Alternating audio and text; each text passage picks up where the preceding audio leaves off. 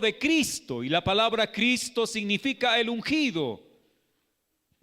Era la promesa hecha a los israelitas hace muchísimos años, cuando Dios prometió a la nación un Mesías que los salvaría.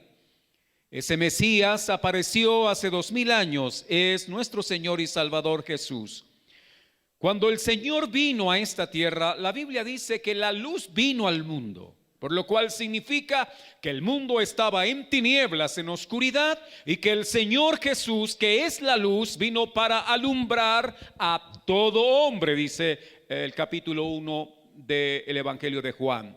Ahora, pero aún sabiendo que Cristo vino a alumbrar al mundo o a traer su luz a este mundo, quiero hoy enfocarme en la idea de Cristo en el hogar.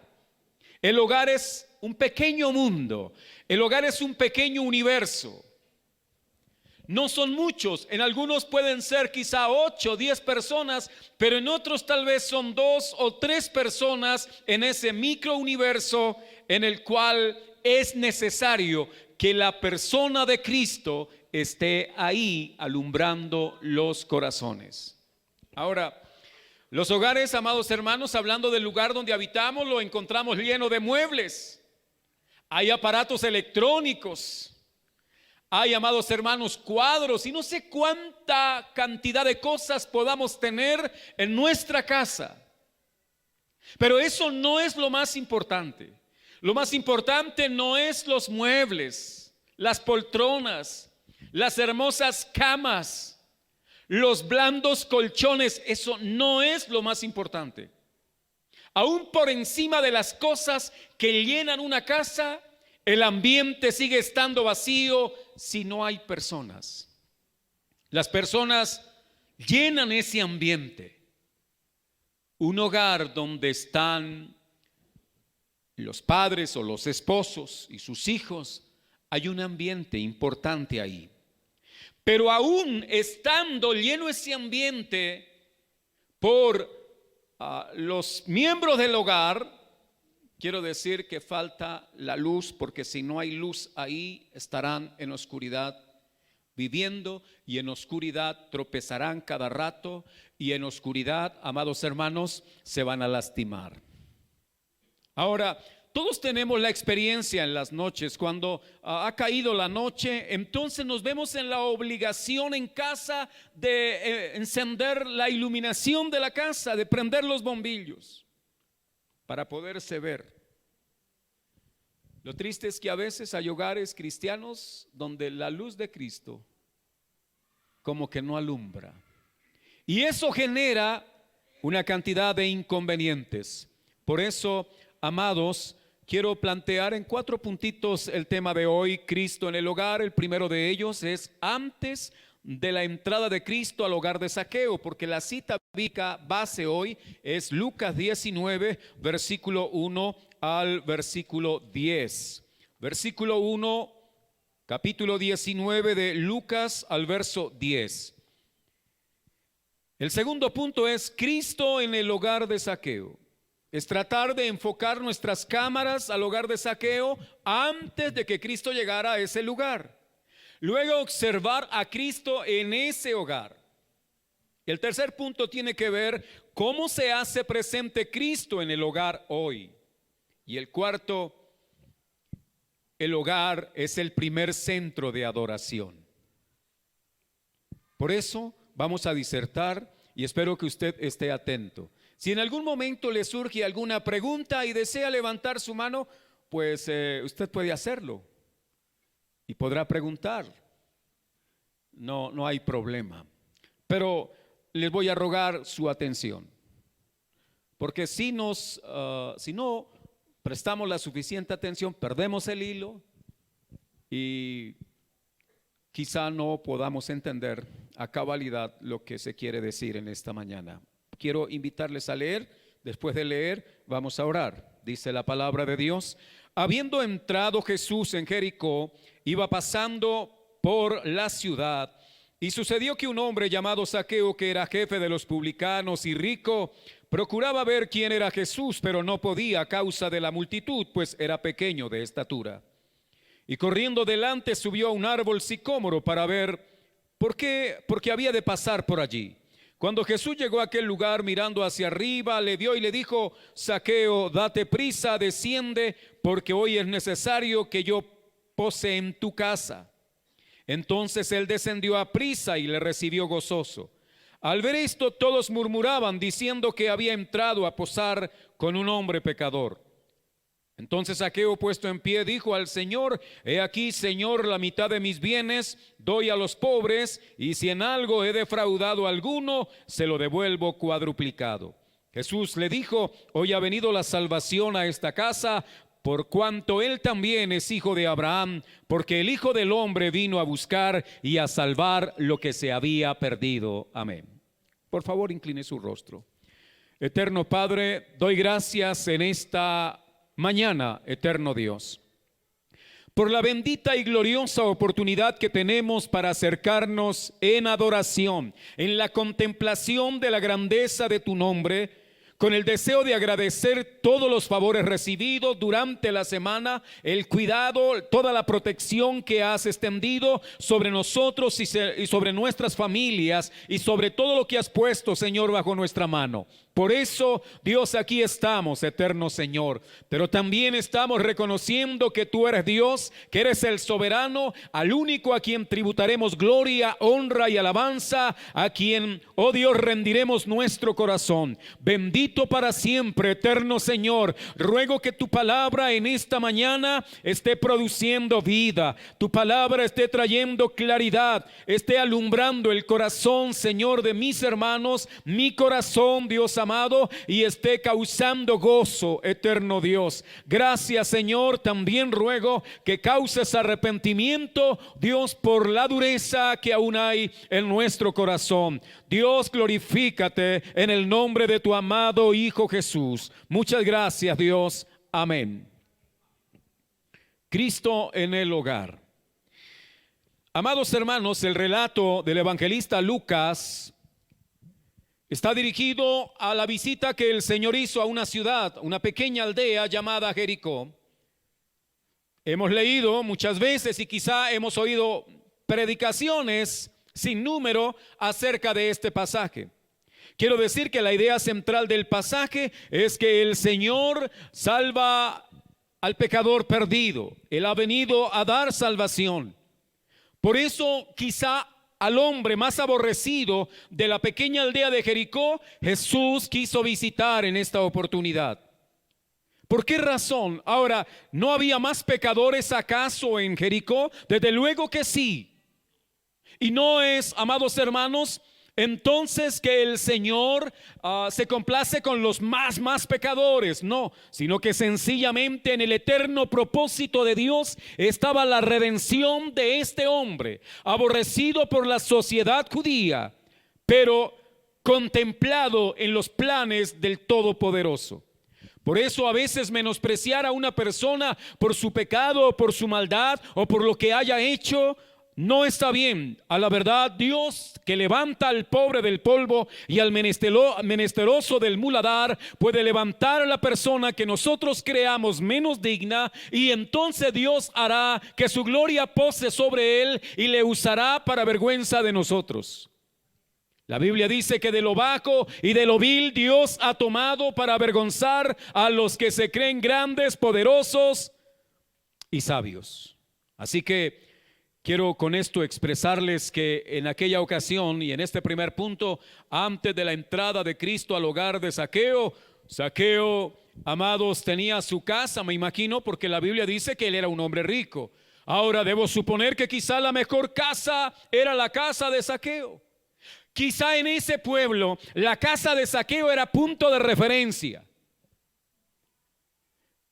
A veces hay lugares en los pueblos que se convierten como en el lugar más conocido y se hace una referencia, ¿verdad? Por ejemplo, a tantas calles de la casa tal, podría ser en aquella época una dirección para tratar de ubicar a la gente cuando entraran a la pequeña ciudad de Jericó.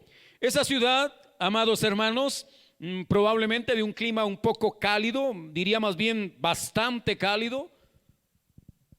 una ciudad un poco seca, cerca del Jordán, pero muy cerca de la depresión y afectada por el calor que genera la depresión geográfica del Jordán. Allí vivía este hombre. También, amados hermanos, la ubicación de Jericó era una ciudad que permitía por ahí el paso de mercancías hacia el interior de la Palestina y luego también con dirección hacia Egipto. Eso, amados hermanos, llevó a que Jericó fuese una ciudad alcabala. Y por ahí entonces pasaban las cadenas, las caravanas, quería decir, de mercaderes. Y había que cobrar los impuestos. Pues ahí estaba viviendo en esa ciudad el jefe de la DIAN de aquella época. O sea, ahí estaba el hombre fuerte. Ahí estaba el director de las cobranzas de impuestos para los judíos de la época y para los comerciantes que por allí transitaban. ¿Cómo sería el hogar de Zaqueo? Y quisiera que entonces tratáramos de mirar un poco. Solo tenemos unas referencias escasas del hombre y de que tiene una casa. Lo primero que yo puedo observar es, amados hermanos, un hogar con valores contrarios a los del reino. Zaqueo hizo cualquier cosa que para un judío creyente en Dios le hubiera sido muy difícil hacer. Era haberse congraciado con los romanos que los estaban oprimiendo para volverse ahora empleados del gobierno invasor, del gobierno que les estaba reduciendo cada día más y más. Un judío creyente en Dios en la época no permitiría tal cosa. Pero este hombre sabía que si se volvía empleado del gobierno romano, iba escalando en la pirámide social y cada vez iba a estar en una posición más importante. Porque esa es la manera de pensar de este mundo. A veces estamos, amados, haciendo una carrera, estamos en una profesión y queremos de pronto avanzar un poco más porque quiero estar más arriba en esa pirámide. El mundo nos vende esa idea, que si entre más cartones tenga, más importante soy. Pero quiero referir que aun cuando valoro, y para mí es muy significativo el estudio y el lograr todas estas competencias que se necesitan en la vida, eso no nos hace más importantes, y en la forma de valorar en el reino de Dios, eso, amados hermanos, no suma. Porque delante de Dios, los que hacen parte de la base de la iglesia fueron humildes pescadores, humildes agricultores, hombres del común, hombres corrientes, porque los doctores estaban muy ocupados para escuchar a Jesús. Felicito a los hermanos profesionales, Dios los bendiga, son ustedes una bendición, pero eso es simplemente una herramienta con la que Dios les ha equipado para bendecir, para hacer bendición a los suyos y a los demás. Veámoslo como equipamiento para servir a otros. Pero desafortunadamente Zaqueo, bajo los valores de una sociedad apartada de Dios, considera que ser jefe, porque quizá primero fue publicano, o sea, cobrador raso de impuestos, y después fue escalando y se volvió el señor de los impuestos, el cobrador, el jefe. Allí dice la Biblia que era jefe precisamente de estos empleados romanos, siendo ellos judíos, pero al servicio del imperio. Ahora, eso nos muestra qué pudo haberles transmitido Zaqueo a sus hijos. Padre de familia que está aquí, a veces le digo a mis hijos, quizá a veces usted le dice a sus hijos, quizá nosotros referimos a nuestros hijos: si usted no estudia, no será nadie en la vida. Y quiero decirle que es un mensaje completamente equivocado, porque no necesariamente el estudio lo hace alguien en la vida. Claro, es una forma de valorar mundanamente. ¿Estoy atacando acaso la idea de apoyar a nuestros hijos para que estudien? No, pero motivémoslos de la manera correcta, porque son alguien en esta vida, deben estudiar. No sé si me estoy haciendo entender. No para ser alguien, sino porque son alguien. ¿Y sabe por qué son algo y alguien delante del Dios eterno? Porque si Dios los ha llamado a su gracia, a sus caminos, son algo precioso para el Dios de la gloria. Son valiosos para Él, ya son algo y ya son alguien. Y aún cualquier ser humano, por el simple hecho de que es criatura de Dios, tiene un valor importante. No podemos olvidarnos de eso. Ahora, tal vez Zaqueo les hubiera dicho a sus hijos: estudie porque si no, no será nadie. Ahora, ¿sabía usted que hay personas que el estudio no les entra fácil? Probablemente hay algunos que el estudio no es como lo que más les gusta, el estudio no es lo que más les agrada. Y los padres pueden invertir dinero y pueden pagar los mejores colegios, las mejores universidades, pero eso no garantiza que el muchacho aprenda mucho. Quisiera comentarles no está bien, pero permítanme referir a algo muy personal. Yo fui criado en el campo. Terminé la primaria a los 13, 14 años tal vez. ¿Por qué razón? Porque bueno, había estudiado hasta tercero primaria y mis padres decidieron sacarnos de estudiar para que trabajáramos en la finca. Pues así se pensaba allí. Es más, yo me acuerdo algunas frases como: ya sabiendo sumar, restar, dividir y multiplicar, ya para qué más, ¿verdad? Pero luego se pudo volver a terminar cuarto y quinto primaria. No había manera de estudiar bachillerato. Pero uno con quinto primaria se sentía, es más, uno salía de quinto primaria y decía: ya terminé de estudiar. Ya terminé de estudiar. Luego a los 14 o 15 años me vinculé a un programa de bachillerato radial. Ustedes no saben qué es estudiar bachillerato por radio. Claro, yo sé que aquí hay jóvenes que dicen: uy, hermano, usted está regresando a la prehistoria. A veces los chicos usan una expresión para hablar de los viejos, ¿verdad? No la voy a referir acá. Pero sí, era en la época de los dinosaurios. Era en la época, amados hermanos, donde tanta tecnología no había. Y me acuerdo lo difícil que era, porque la emisora estaba aquí en Bogotá, la Radiodifusora Nacional. Creo que era una emisora en convenio con la Universidad Nacional, y salía el programa de bachillerato por radio. Y nosotros vivíamos en las montañas de Santander y eran muchas las noches en las cuales la señal por allí no entraba. Era difícil. Así pude terminar lo que en esa época era primero bachillerato y segundo de bachillerato, o sea, sexto y séptimo. No era fácil, no era fácil. Después Dios me permitió terminar el bachillerato y luego seguir estudiando.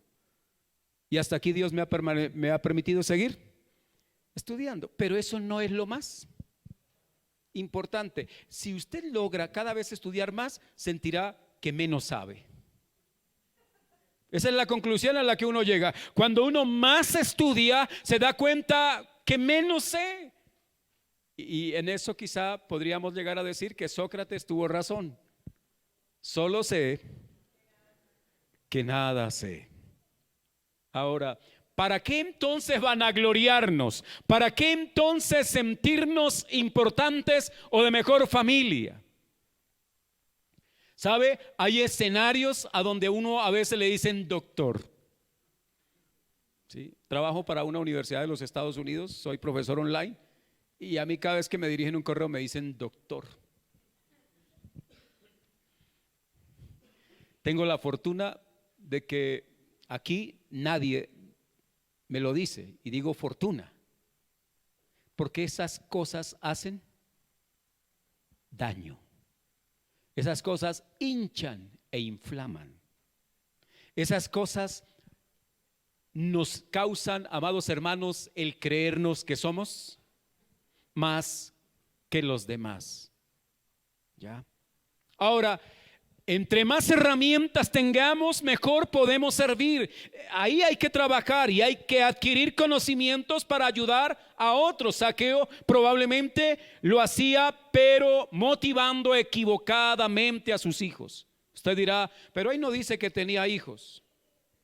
No, lo estoy imaginando. ¿Por qué razón? Porque cuando Jesús estuvo ahí, Él dijo, hoy ha llegado la salvación a esta casa. Y creo que no estaba hablando de las cuatro paredes. Creo que estaba hablando de las personas que componen una familia, un hogar. También debo mencionar, amados hermanos, que en este hogar las riquezas, probablemente las piedras de mármol colocadas a la entrada de la casa de Zaqueo, los pisos en mármol, era el testimonio concreto de la corrupción de un funcionario público.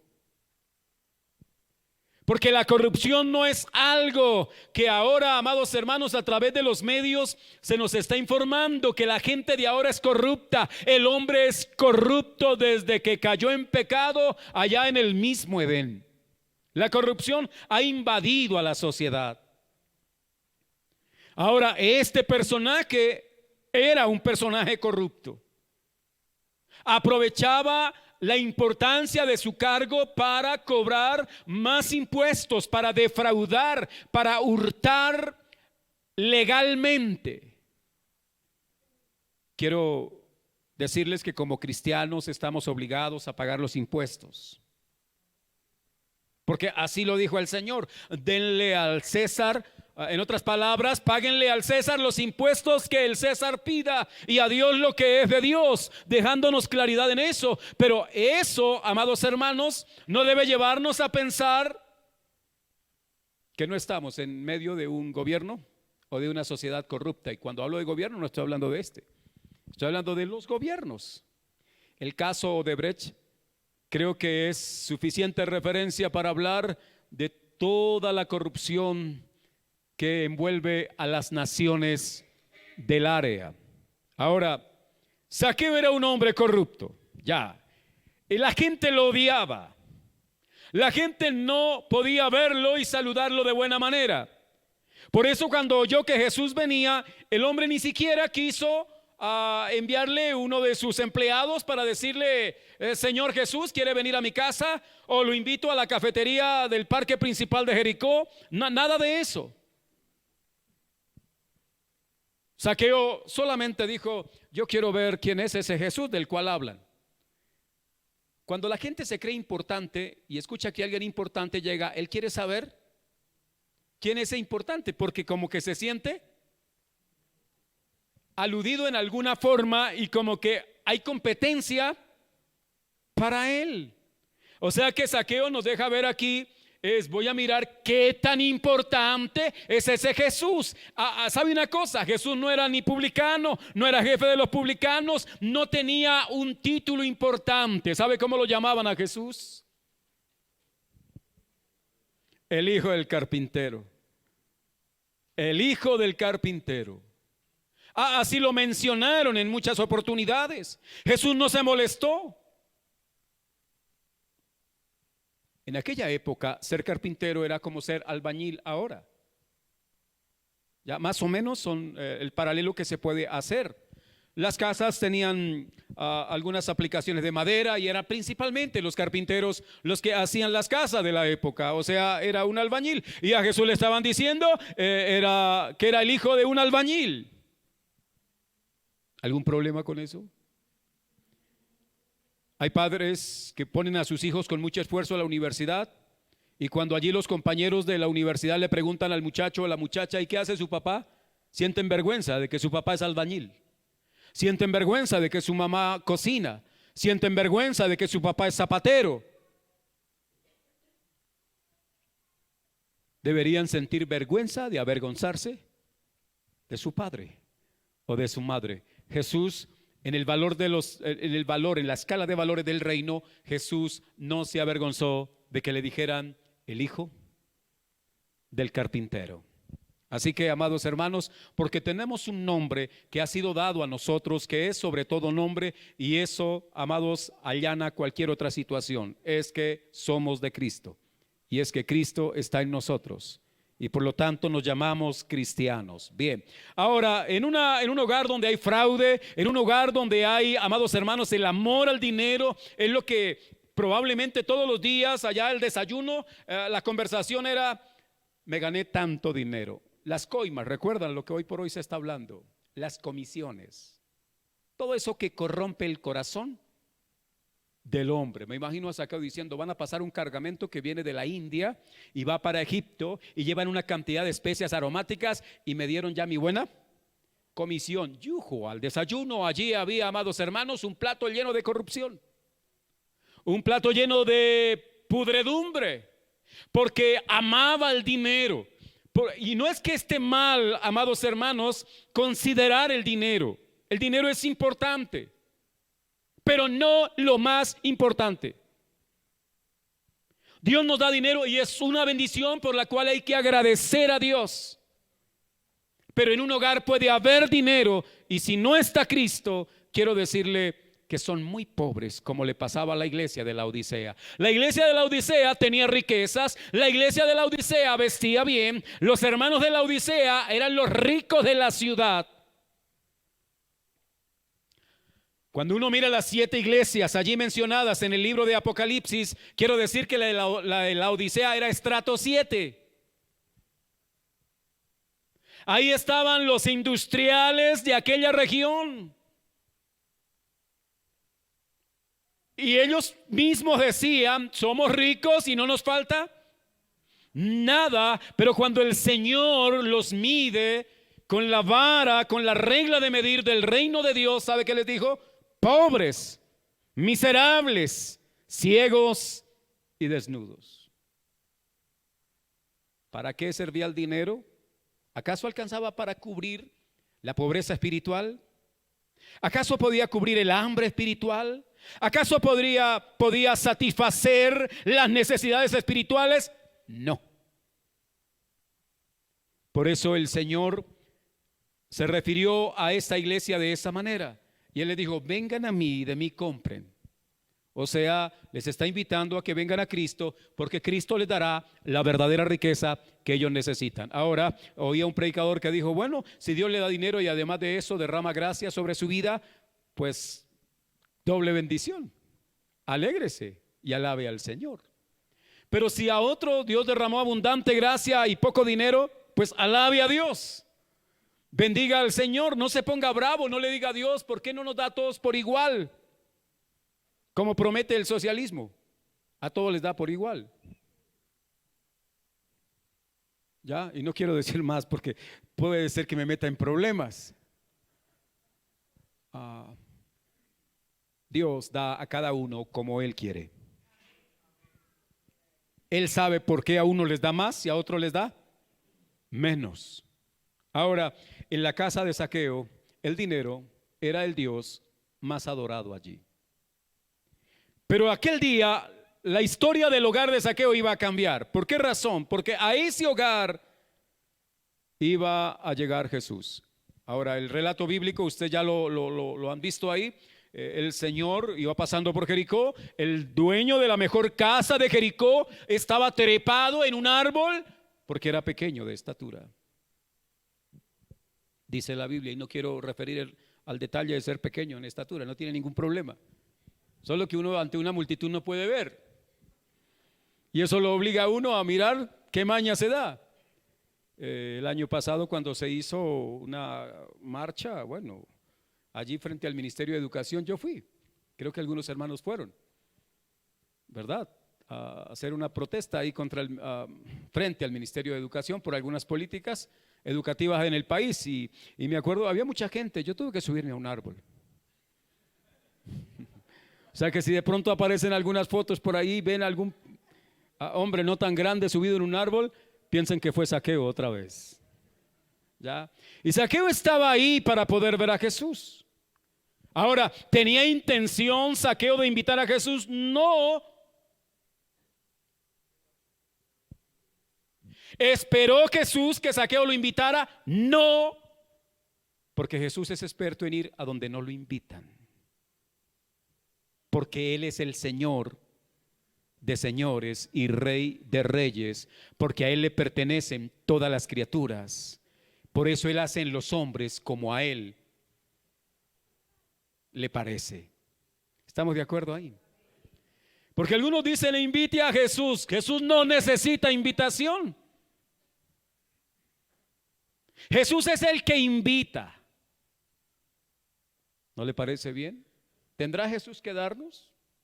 ¿Alguna vez le ha pasado que ha llegado, por ejemplo, los muchachos cuando se van a jugar fútbol o microfútbol, entonces salen después y se van a la cafetería y el que tiene plata, ¿qué puede invitar?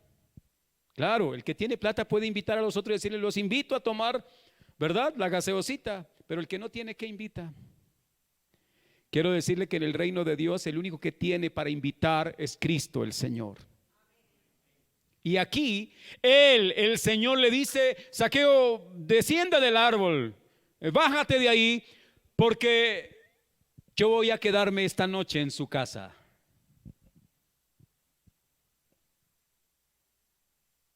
A mí me sorprende esa acción de Jesús. Date prisa, y además de eso le está mandando. Observan las frases. Jesús le está hablando al jefe de los publicanos, al doctor de Jericó, al hombre importante de Jericó, y el que viene es el hijo del carpintero. Y el hijo del carpintero le está diciendo a este personaje: date prisa. ¿A cuántos de ustedes les molesta que su jefe le diga: muévase? ¿A algunos se molesta? Preguntémosle a los muchachos: ¿le molesta cuando su mamá y su papá le dicen: haz esto, pero muévase? Sí, pero date prisa. Normalmente esa frase produce malestar, pero ahí está Jesús diciéndole: date prisa. O sea, no es para mañana, es ahora mismo. Date prisa, desciende, porque hoy es necesario que pose yo en tu casa. ¿Sabe? No podemos saber qué pensó Zaqueo ante estas palabras de Jesús, pero solo conocemos la reacción que produjeron esas palabras en Zaqueo.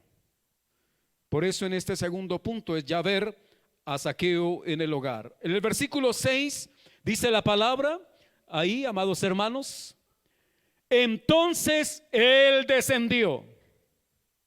¿Cómo lo hizo? A prisa. ¿Encuentran ya un elemento importante en Zaqueo? Obediencia, obediencia, obediencia. Los muchachos en casa se ganan tantos problemas porque en vez de andar en obediencia deciden desobedecer. Y porque los hijos de Dios nos metemos en problemas con Dios porque preferimos desobedecer sus normas, ir en contravía de su palabra, porque pensamos en nuestra ignorancia que somos más sabios que Dios. Ahí la llevamos. Zaqueo se le olvidó que era el gran doctor, y el hombre descendió a prisa, se sometió. Aquí ya hay un reconocimiento de la autoridad de Jesús. Y dice la palabra, por eso digo, no sé qué pudo haber pensado Zaqueo, pero sí sé qué sintió Zaqueo. ¿Y qué sintió? Dice: y le recibió gozoso, gozoso. El hogar de Zaqueo va a cambiar, el hogar de Zaqueo va a ser transformado, el hogar de Zaqueo verá ahora por primera vez la luz que viene del cielo. Hasta ahí, ¿qué era lo que habían visto en ese hogar?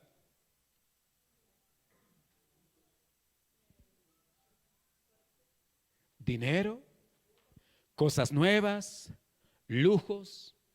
A veces nuestras casas se llenan de esto, amados hermanos, y compramos los muebles nuevos, pura piel. Bueno, por acá los compramos de terciopelo, de, ¿cómo se llama? De cuerina, y decimos que es por la ecología. Ya.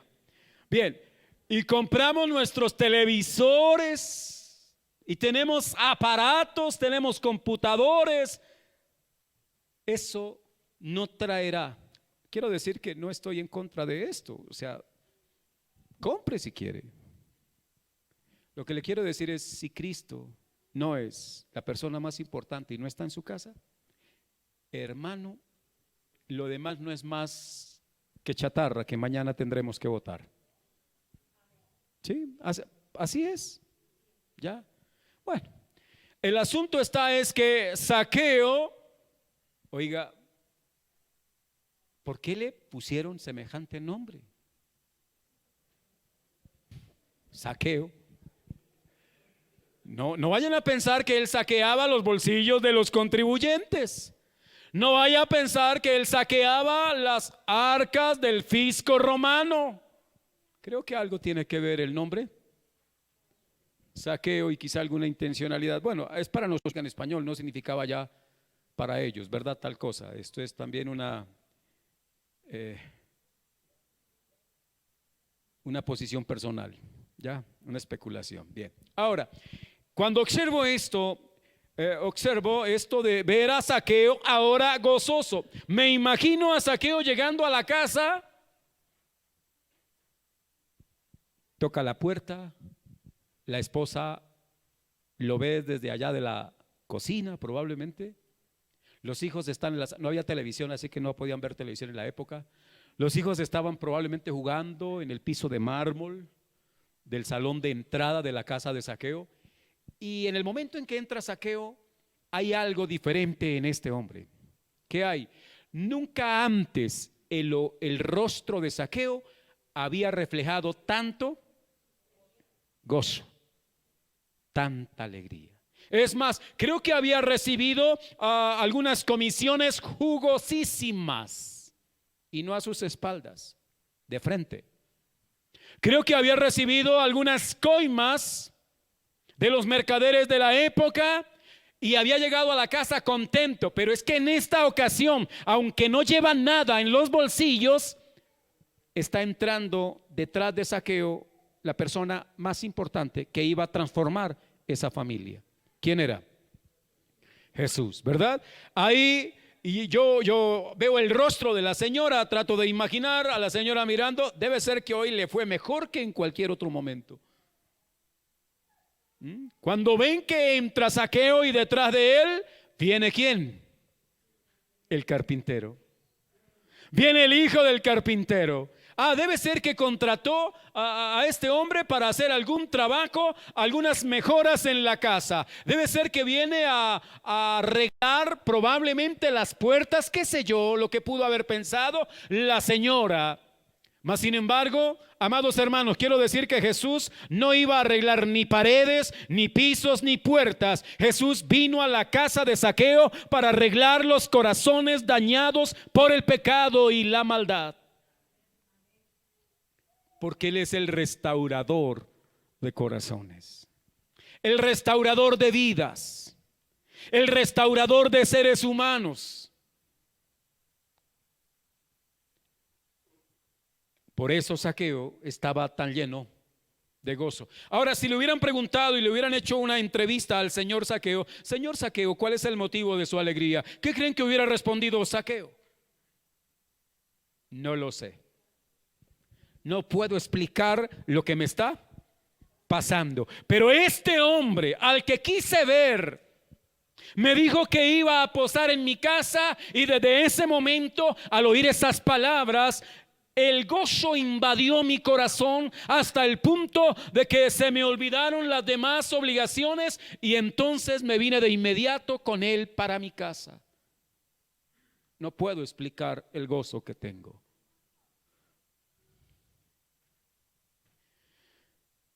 Zaqueo, y aquí hay algo interesante, hermano. En aquellas épocas, cuando un hombre creía en el Señor, los demás de la casa creían en el Señor. O sea, había algo curioso. Quiero decir que si el jefe de la casa creía en Cristo, la esposa decía, yo también voy ahí. Y los hijos iban detrás. En aquella época la decisión no era como tan personal. La decisión reposaba sobre la cabeza del hogar, en este caso el varón. Y voy a decir algo con mucho respeto, espero las hermanas me interpreten lo mejor posible, y si me interpreta mal, allá afuera tomándonos un tinto arreglamos el asunto. Quiero decir es, cuando un hombre comienza a acercarse a Dios, él es como si hubiese, por aquello de la delegación divina, esa autoridad para guiar a su casa, hará que su casa le sirva al Señor. Ahora, cuando es la mujer la que se acerca a Dios, conozco mujeres que llevan 20 años orando por ese borracho, y al borracho cada vez le gusta más la pola. Y es probable que ella, con su buen ejemplo y su buen testimonio y su dedicación, ha logrado llevar a algunos hijos, pero cuán difícil es que se dé lo contrario. Por eso la invitación para usted, hombre que está aquí, varón que está ahora aquí, que tiene un hogar, su responsabilidad no es tan pequeña. Usted es el Zaqueo que debe abrir las puertas de su casa para que el Señor Jesús sea ahora quien gobierne, quien reine, quien señoree. ¿Quiere lo mejor para sus hijos? Está bien, dales la mejor educación, dales el mejor colegio, mándalos a la mejor universidad. Eso ayuda, pero no es, amados hermanos, lo que el chico en esencia necesita. Necesita al transformador de vidas, al Señor Jesucristo. Quiero referir también en este punto acerca de que no solo recibió a Jesús gozoso. Quería mencionar algo más. ¿Se ha dado cuenta usted que cuando en la casa el papá está contento, la mamá está contenta, todo el mundo está contento? ¿No? Sí, ¿verdad? Ahora, aunque la persona clave para generar gozo es más como la señora. ¿Sí? Cuando el esposo llega un poco bravo y ella está cantando alabanzas a Dios y los hijos cantan alabanzas a Dios, él es un poco invisible. Pero cuando la señora se le daña el genio, cuando a la esposa se le daña el genio, hay una nube negra que posa en esa casa. Estoy exagerando. Quiero decir es que los hijos voltean a ver el rostro de la mamá y ellos ya, mi mamá está brava. Y el esposo llega y la señora está brava, brava. Ahora, estoy culpando a las hermanas de algo. No, sencillamente estoy diciendo es, si la esposa está brava, se le va a pasar. Se le va a pasar.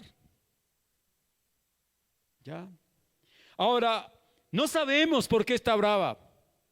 Y el consejo que damos a los esposos es: no le pregunte.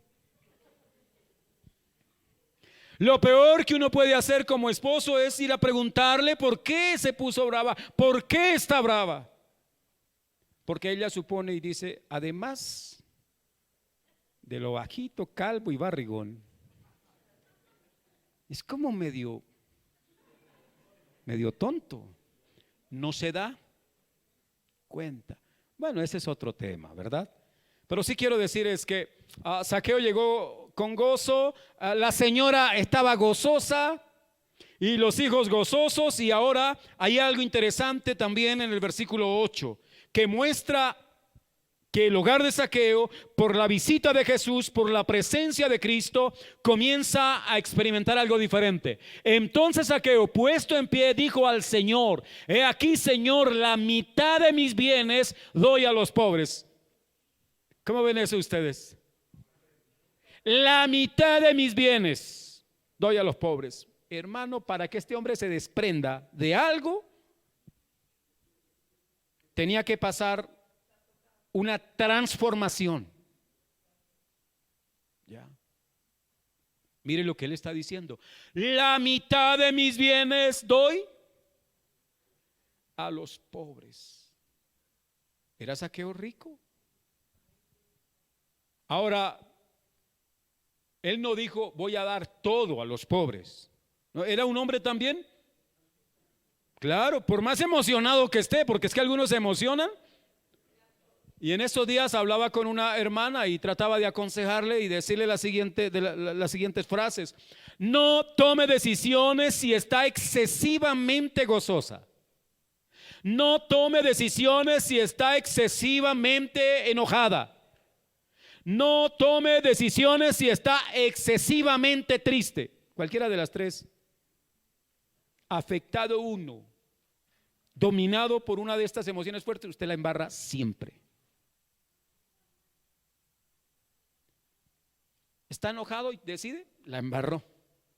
Está muy triste y decide, embarra. Y está muy contento y decide, la embarra.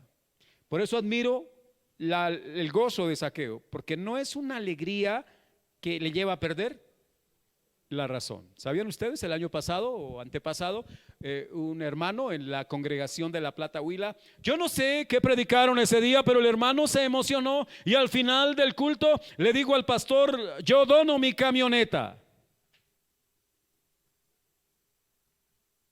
Bueno, 28 millones creo que era el precio de la camioneta, 30 millones. Le entregó las llaves al pastor. A los 2 días me llamaron, pastor, es que aquí un hermano donó una camioneta. Yo le dije, vaya a la casa del hermano, reúna a la esposa, reúna a los hijos, por lo menos 2 días después que ya le haya pasado él, que le haya pasado la alegría, que se repose la euforia y vuélvale a preguntar. Es más, llévele la llave y dígale, hermano, aquí están las llaves de la camioneta. Ahora, pregúntele si él está seguro, si esa decisión la tomó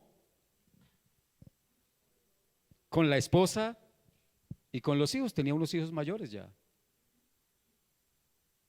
El hermano fue y exactamente, pero la cara ya marcaba otra situación. ¿Sabe? Ya el rostro. Y entonces el hermano le dijo, no, no, está decidido, yo ya hablé con mi esposa, ya hablé con mis hijos, y el pastor le miraba la cara y como que ellos decían, sí, sí, para no hacerlo quedar mal.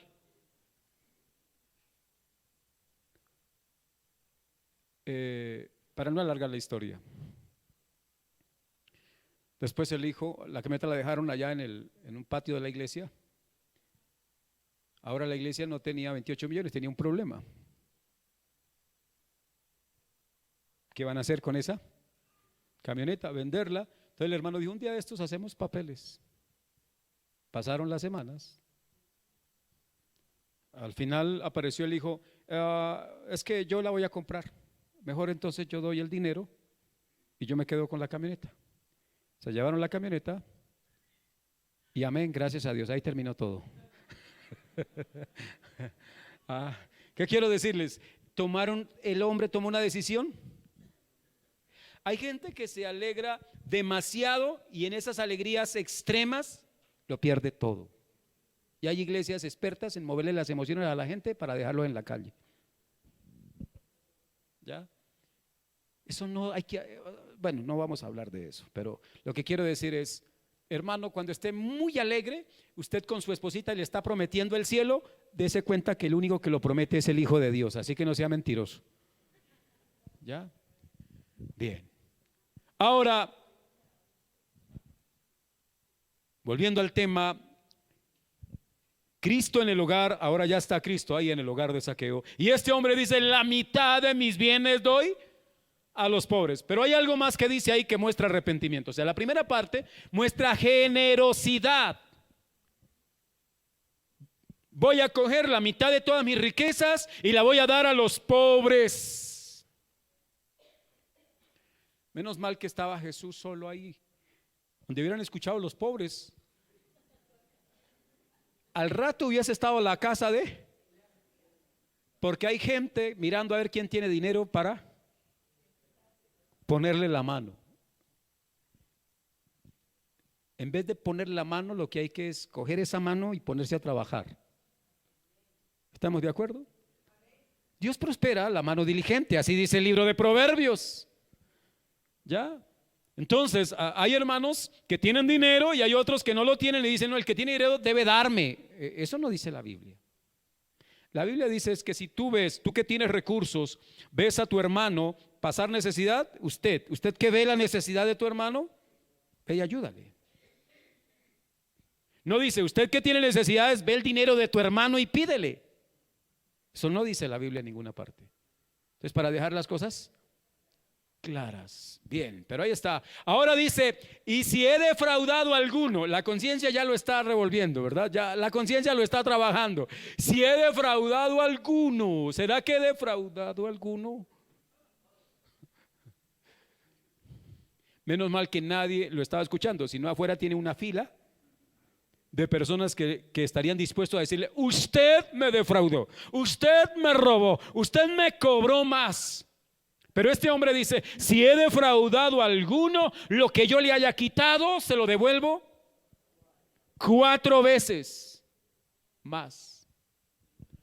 Esto es arrepentimiento. Cuando Cristo llega a un hogar, Cristo proporciona arrepentimiento, cambio de mentalidad. Ya no el deseo de dañar al otro, ahora el deseo es de bendecir al otro. Este hombre reconoce sus faltas, reconoce sus pecados.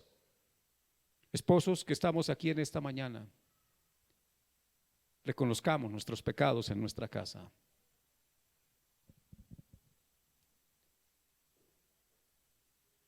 El llamado suyo no es aparecerse a ningún ser humano aquí en la tierra, el llamado suyo es aparecerse a Jesucristo. A Él. Él es el modelo. Y si Él está en mi hogar y si Él está en su hogar, usted como esposo sabe que el jefe de la casa, ¿quién es? Jesucristo. ¿No? A veces uno dice, es que aquí en esta casa el jefe soy yo. Hable más pasito que lo escucha Jesús. De pronto lo escucha el Señor y le dice, ¿qué es lo que dice? No, Señor, que tú eres el Señor en esta casa, que tú eres el Rey en esta casa. Tenemos un pensamiento perverso y mundano porque algunos creen que, algunos hombres en las cristianos creen que como ellos, la esposa cuida a los hijos en casa, ellos van y trabajan, traen dinero, ellos creen que son los que sostienen la casa. No crea eso, porque Dios cualquier día de esto lo pone en una cama a usted y le va a demostrar que sin usted Él puede cuidar su casa. No sé si me estoy haciendo entender. Es Dios el proveedor, usted simplemente es un vaso que Dios usa. Pero tenemos la fea costumbre, porque en esta sociedad, entonces el que pone el dinero pone las condiciones. Así no es en el reino de Dios. ¿Sabe qué le dijo el apóstol Pedro a aquel mago samaritano? Tu dinero perezca contigo. Estamos en una sociedad donde el que pone el dinero pone las condiciones. ¿Les molesta que mencione un incidente del fútbol? ¿No? El técnico del Deportes Tolima renunció. Se fue el técnico del Tolima. Ustedes dirán, no me importa, sí, está bien. No es chisme. Quiero mencionarles que, ¿por qué renunció el técnico del Tolima? Porque el dueño del equipo Deportes Tolima es un político de este país. Y no por ser político estoy diciendo que sea malo. El senador, se me escapa el apellido de él, Camargo, uy, los del fútbol, qué bien. Camargo, el senador Camargo es el dueño del equipo, y entonces como es el dueño del equipo, es el que pone la plata, es el que paga a la gente, le dijo al técnico, tiene que poner a fulano y a fulano y a fulano, y el técnico le dijo, no, yo soy el técnico, yo soy el que hago la alineación para los que van a jugar. Y entonces el que pone la plata le dijo, entonces, y el otro le dijo, pues entonces me voy.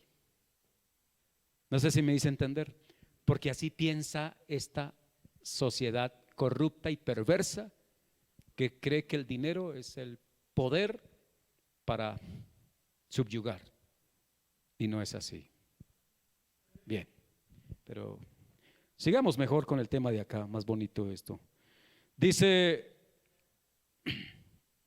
luego de ese arrepentimiento, de él querer devolver cuadruplicado, el Señor dijo algo. Ahí ya está en el versículo 9. Jesús le dijo, hoy, a esa casa días, semanas, meses y años atrás había llegado cantidad de dinero, cantidad de provisión, cantidad de materiales para tener una casa hermosa. Pero esta es la primera vez que en esta casa se escucha esto, y es hoy. ¿Qué pasó hoy? Ha llegado la salvación a esta casa. ¿Sabe qué significa? Que muebles no son salvación, que camas finas no es salvación, que comida en abundancia en la despensa no es salvación, que tener una esposa o un esposo no es salvación, que tener hijos no es salvación, pero tener a Cristo sí lo es. ¿Ya? Hoy ha llegado la salvación a esta casa. Si en el hogar suyo Jesús es el Señor, su casa está iluminada y su casa tiene salvación. Pero voy a decir algo, a veces el bombillo está alumbrando bien, pero nosotros le arrojamos a veces y le colocamos tanta mugre al bombillo que pareciera ser que todavía es muy oscuro. No, la luz de Dios nunca es oscura, pero nuestro testimonio en nuestra propia casa a veces no es el más diáfano, no es el más transparente, no es el más claro. Ahora, ¿cómo se hace presente Cristo en el hogar? Le voy a decir rápidamente, por su omnipresencia. Dios está presente en todo lugar. Él está aquí, no lo vemos, Él es invisible. Él está aquí. El hecho de que no lo veamos no significa que no esté, Él está aquí. Y sabe, está en su casa. El Señor ni va ni viene. Algunos hermanos dicen, bueno, vamos a darle la bienvenida al Señor como si el Señor viniera. Él no va ni viene, Él está aquí, Él está ahí, Él está en todas partes. Él es el que le dice, yo es el que le doy la bienvenida. ¿No es esta mi casa? Ya, si esta es mi casa, usted es el bienvenido. ¿No les parece?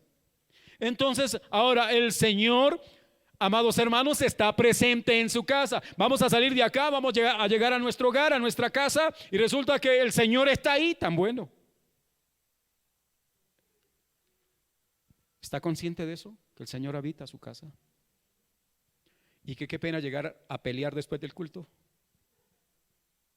Y que qué pena llegar a formar problema porque de pronto hay hambre, y como hay hambre entonces hay que esperar que esté el almuerzo en vez de ayudar a hacer el almuerzo.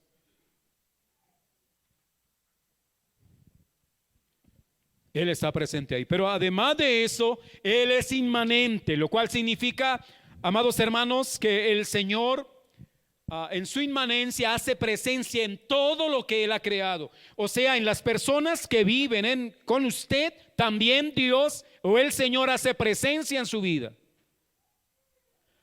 Dios está presente en toda su creación. Pero en el cuarto punto, en este tercer punto lo cierro diciendo, las personas que nacen de nuevo son templos del Dios viviente.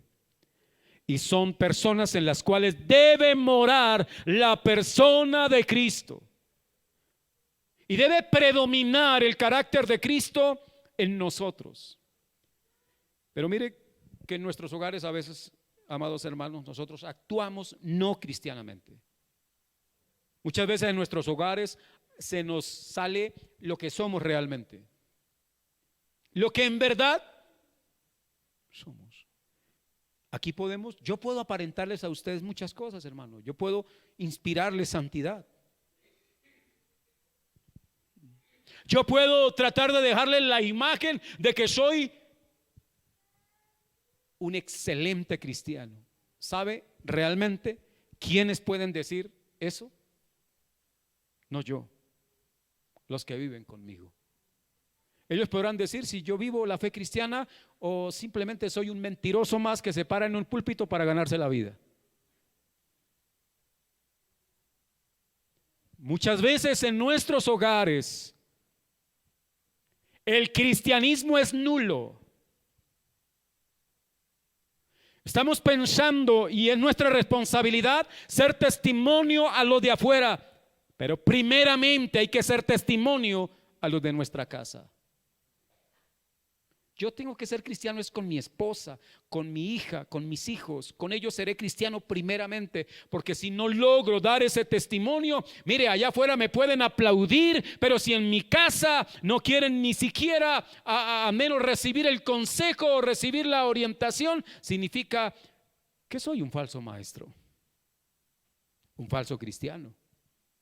O sea, la idea de Cristo en el hogar es que Él, amados hermanos, nos irradia con su luz y nosotros podemos alumbrar esa maravillosa luz gloriosa del Señor a los demás que están ahí.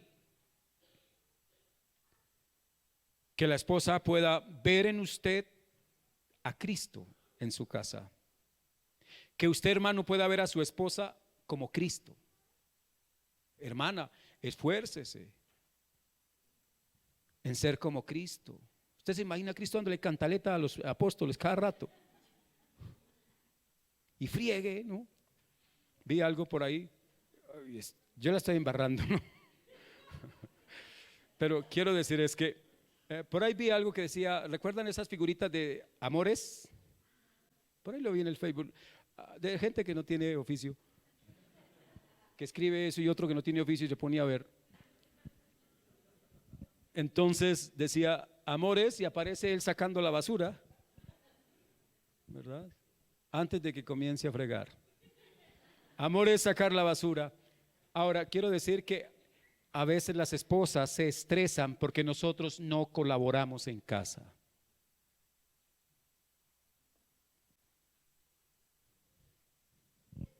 ¿Ya?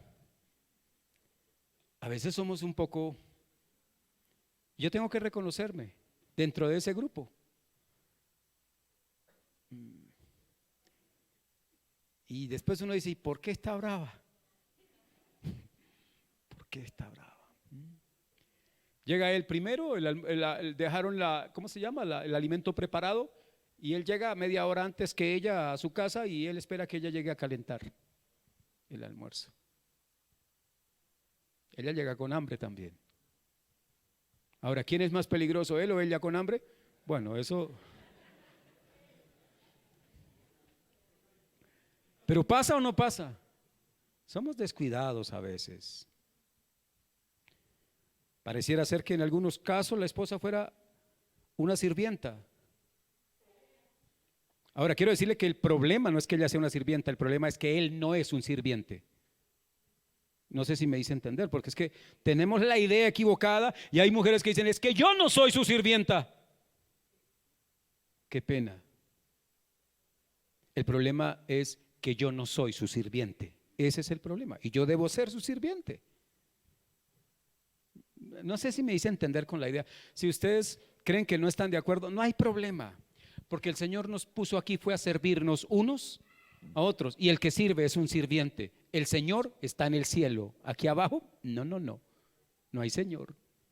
Y si está presente, como ya les dije, en su omnipresencia. ¿Está claro eso? Ya voy a cerrar hoy el discurso.